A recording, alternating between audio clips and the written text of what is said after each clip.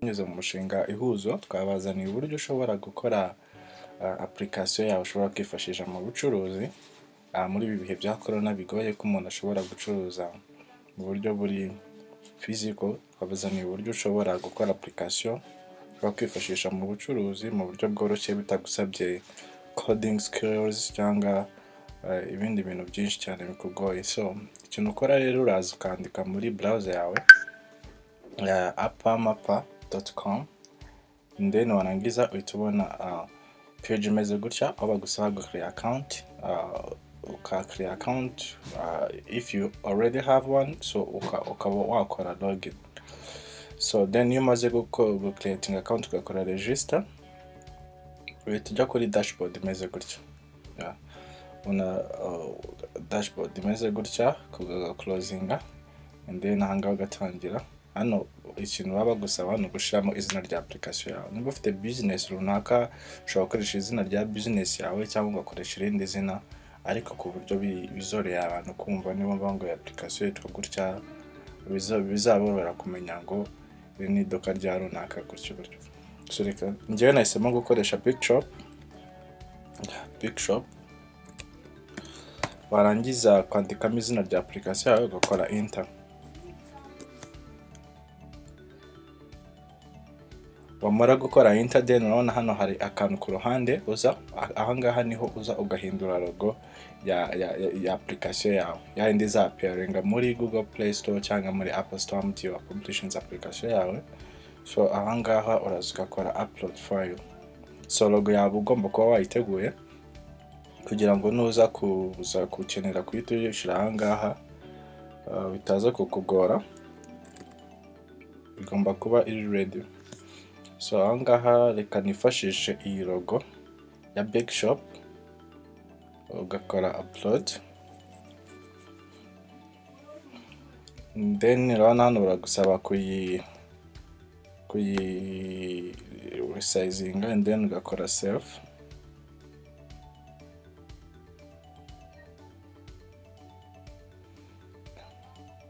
So ahangaha iyo umaze kubikora, iyi ni logo ya application yawe n'izina twayise Big Shop. So ahangaha iyo hageze rero urabona hari ibice bitandukanye, hari design, hakaza gadget na setting na message board. So reka duhere kuri gadget mu kanya, noneho turajya no kuri design. Ahangaha ni hano dufite gadget nyinshi zitandukanye, hari basic information, hari shopping, hari gadget za management, hari iz'ama social media, so hari news and feedback, entertainment, marketing, art. So hitamo gadget utewe n'ikintu na application yawe cyangwa niba ari ya business. Hano hari gadget ugomba guhitamo zijyanye na business. Niba ari indi application runaka ugiye gukora itari y'ubucuruzi, nawe uhitamo gadget bitewe na purpose ya application yawe. So reka hano mpitemo about, ngiye guhitamo nka gadget 5 example ya gadget 5 ushobora gukoresha, n'izindi nicyo kimwe ni kugenda zediting. So hano mpisemo about, ahangaha mpitamo ya employee, ahangaha kuri shopping nze mpitemo iyi gadget ya shopping. Just no kuri social media reka mpitemo YouTube.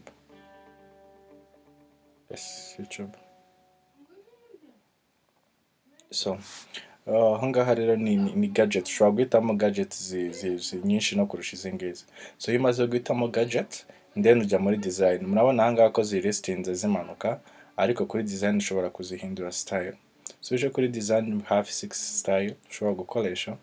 Ushobora gukoresha New York cyangwa Monte Carlo, London na Hong Kong. So hano reka dukoreshe New York.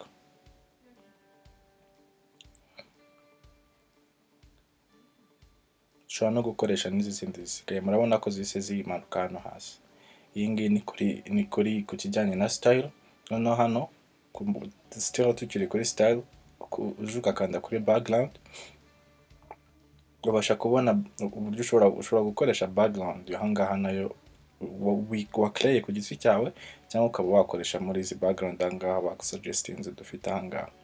So ahangaha reka nkoresha ngiye background dufite ahangaha. kugira ngo tudatinda.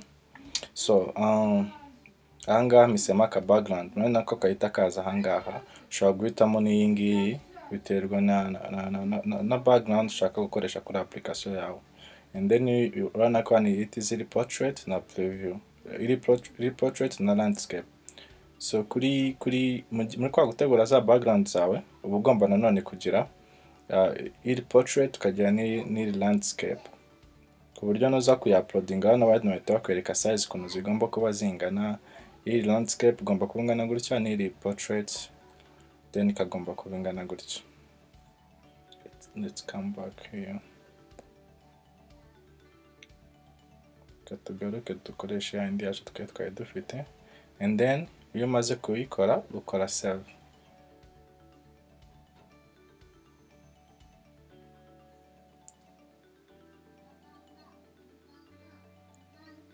So iyo umaze gukora save, then uraza ahangaha kuri kara. Noneho turashaka noneho kuri izi icon zacu dufite guhindura color. Urabona ko zifite white color. Dushobora hano kuza tukahindura color, background color yazo, tukaba twakoresha blue. Ushobora gukoresha blue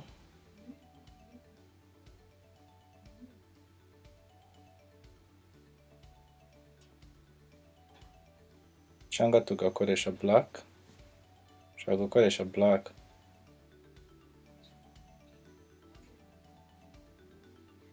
Yes, reka turekereho black. Hano ni kuri icon. Ama icon nayo ushobora kuza ukayahindura color. Urabona ko ari green. Ushobora kuyagira black, bitewe n'uko ubishaka. Na font the same, ushobora kuza hano ugahitamo font, ukadukoresha iyi ngiyi Times New Roman, ugakora save.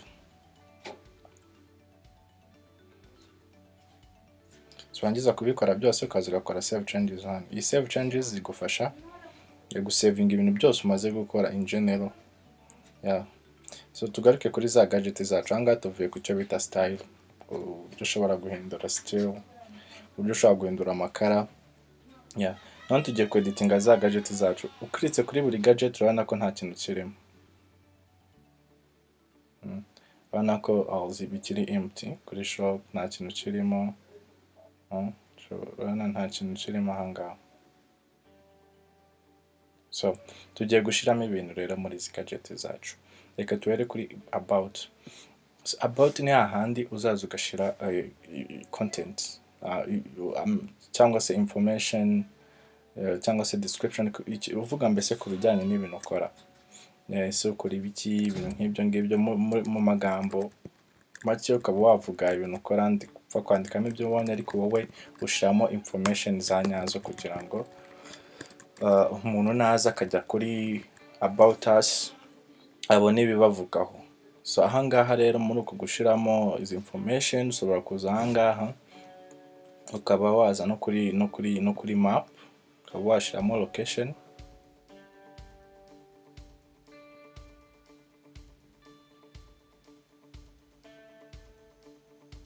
Ushobora kongeramo location yanyu ahangaha, latitude na longitude. Ushobora kugenda bigiye kuri Google GPS bahita babikwereka, then ukaza ugapastingamo iyo mibare ahangaha.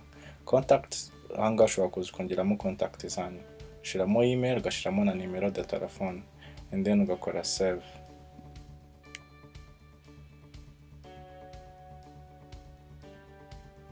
So umuntu naza ahangaha then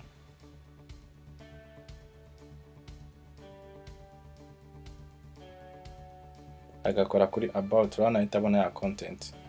Arahita abona za information zivuga kuri company yanyu, ukaba yabasha no kubandikira ubutumwa agiye kuri akanze hano, bihita bimujyana kuri ya Gmail mwashizemo, ndetse na telefone akaba abasha kuba yabavugisha. Ahangaha ni kuri about. None ahangaha ni muri cya gihe ushaka guprofilinga aba employees bawe. For example, ufite nka business runaka ariko urashaka wenda guprofilinga aba employees bawe, kugira wenda hari nka business zimwe na zimwe usanga hari abantu biyitirira abakozi bakora n'aha, ariko wenda ukavuga ati mu buryo bwo kugira ngo abantu bamenye abakozi banjye nshaka kuba profiling. Just ni mu gihe wabishatse, ariko ushobora no kutabikora. naho mu kuza kuheditinga uraza ugakanda ahangaha. So then ikintu bakubaza ni employee name, wenda kanshiremo Imanishimwe, position ni manager, and then ukaba washiramo description bimuvugaho na Gmail yiwe hano na numero de telefone ukabishiramo ahangaha, wenda shiramo na numero de telefone, and then hano ukaza uka-uploadinga agafoto kiwe. Let me choose this one.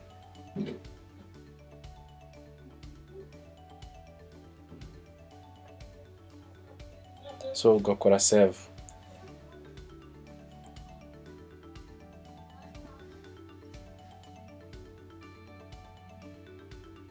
Hano ko leta bizanga employee. Ushobora no kongeraho add another employee, ushobora kongeraho benshi. So umuntu ku buryo yaje agakirika hano ahita abona Imanishimwe ni manager and Gmail yiwe na telefone akabasha kuba yamuvugisha. Ahangaha ni ku kijyanye na employee.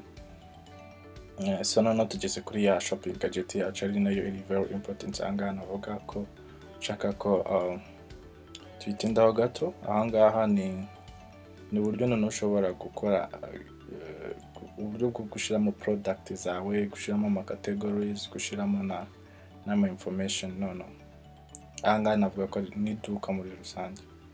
Ukaza ugakanda ahangaha. So then ugeze ahangaha urabona bakwereka add categories and add product. Mu gihe ufite product ziri muri categories ushobora gukoresha categories. Mu gihe ufite product zidafite categories ntabwo ukeneye kuba wakoresha categories, uhita ukora add product. So for example ku bantu rero bafite nka product ariko ziri muri categories nyinshi zitandukanye, ukora add category, and then hano ukaza kuri category name tuyite foods. Hano ukaza muri ukavuga description, ushobora gushyira description, ushobora no gushyiraho n'ifoto iranga iyo category cyangwa ukayihorera, and then ugakora save. Iyi ni category ya mbere, twadingaho na category ya kabiri tuyite drinks. The same, naho ushobora gushyiraho description. Ese description ni nko kuvuga ibyo binyobwa, izo drinks ufite zimeze gute, ibintu nk'ibyo ushobora kubyongeramo, cyangwa hano ukaba washyiraho n'agafoto cyangwa se ukabyihorera, then ugakora save. So nkuko mubibona hano dufite categories ebyiri. So noneho muri za categories dufite, reka tubanze dukore preview turebe ko za categories ziza kuri nazo. Mwabonye ko tuzifite za categories zacu. Umuntu naza ahangaha aradana za categories zacu dufite muri gadget ya shop nta kintu kirimo. Muri food harimo 0, muri drinks harimo 0.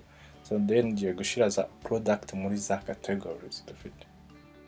So ndaza ngaha kuri food nongeremo nkanda aka kantu kari ku ruhande, noneho urabona ko bahita banzanira nanone add category, add product. Ushobora gushyiramo sub categories muri ya category ya food, nkaba nashyiramo indi category nayo ifite iholdinze ibindi bintu, cyangwa nkahita nadingamo product. Let me add product.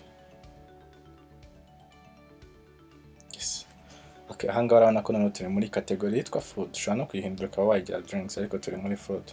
And then reka dushyiremo igicuruzwa cyacu, reka dushyiremo blade, umugati. And then hano ushobora gushyira barcode mu gihe uyifite, ariko mu gihe utayifite you can proceed. Wenda umugati wacu ushobora gushyira description, ushobora no kuza ugashyiraho ahangaha brand uwo mugati, niba hari imigati wumva ngo ni sandwich yitwa Penkobe, ibindi imigati myinshi itandukanye. So then warangiza hano ushobora uraza uka-uploadinga noneho ya foto y'umugati wawe ufite.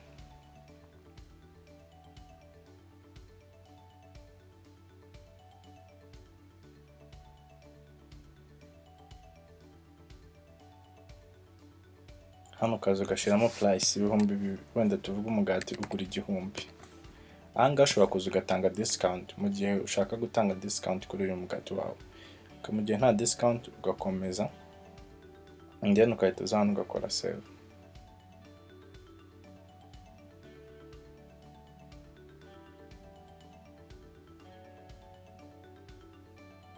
Nidukora preview, so murabona ko hagiyemo ikintu kimwe, noneho nidukanda hano turabona ya blade muri ntuza muri shop yacu. Then reka twongeremo na ntuza, let's add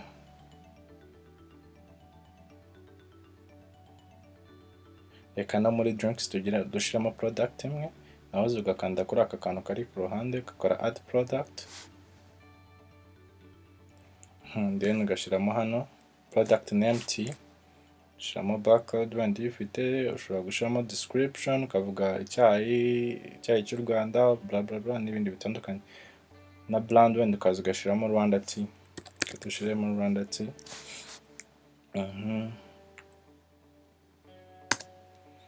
Kaza ugakora upload y'ifoto ya product yawe, turemo icyayi,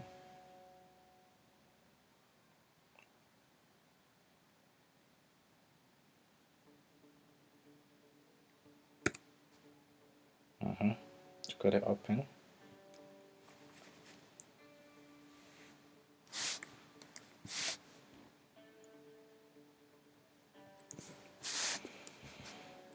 and then ahangaha kuri price turaza dushiremo 3,000. Icyayi cyacu kigura amafaranga, igiciro ugurisha icyayi cyawe, discount turatanga 5%. Reka noneho tuze dukore save turebe what is the difference mu gihe umuntu yatanze discount no mu gihe umuntu atatanze discount, uburyo bigaragaramo. Then ukahita ukora preview kugira urebe changes.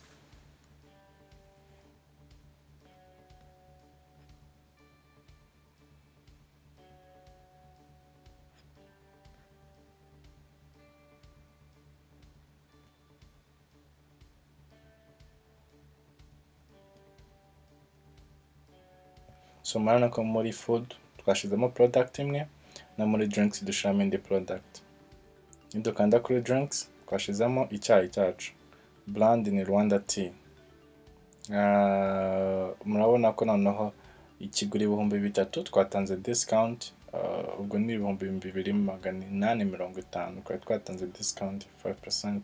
So ahangaha noneho ikintu urebye neza, ikintu turi kubona amafaranga currency iri muri USD, turashaka kuyashira mu manyarwanda cyangwa se n'ahandi hose waba ukomoka. Uza hano kuri setting mu guhindura currency, ukaza noneho hano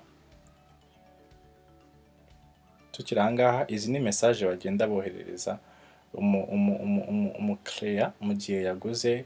Hari message kuri new order, hari iyo bamwohereza kuri approved order, kuri denied order, kuri delivery order cyangwa delivered order. Ku buryo izi message ushobora no kuza hano ukazitingaho ugashiramo izawe bitewe n'uzo ushaka ko uwo mukiriya bazajya bamwoherereza mu gihe yakoze izi order hano hejuru. So ahangaha rero mbere yuko ushiramo uhindura currency, hano hari uburyo bwa payment solution, harimo PayPal, card on delivery, credit card. Reka hano dutore invoice, dutore cash, dutore na invoice na card on delivery, and then hano tuza hari USD ukatushiramo amanyarwanda, London France.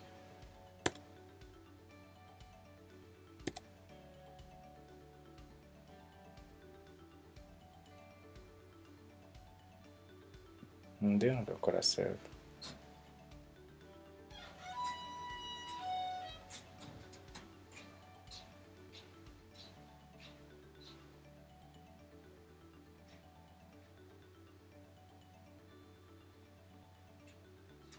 Kugenda gahoro ariko internet.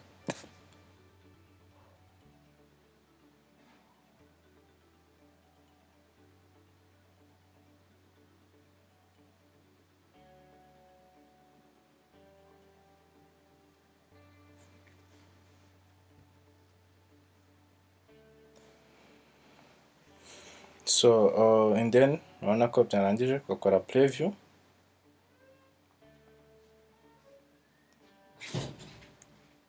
So then ahangaha noneho nituza tukareba ya shop yacu, urabona ko amafaranga yagiye mu manyarwanda, Rwanda and France. So iki ni ku kijyanye na shop yacu, kadukore save changes hano dusavinga ibintu byose twakoze.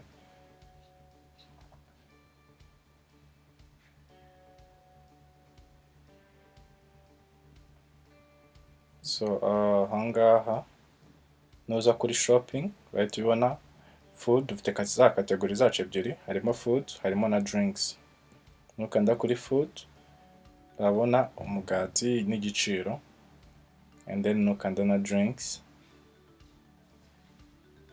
urabona nanone ko dufite icyayi cyacu. Urashobora no kugura add to cart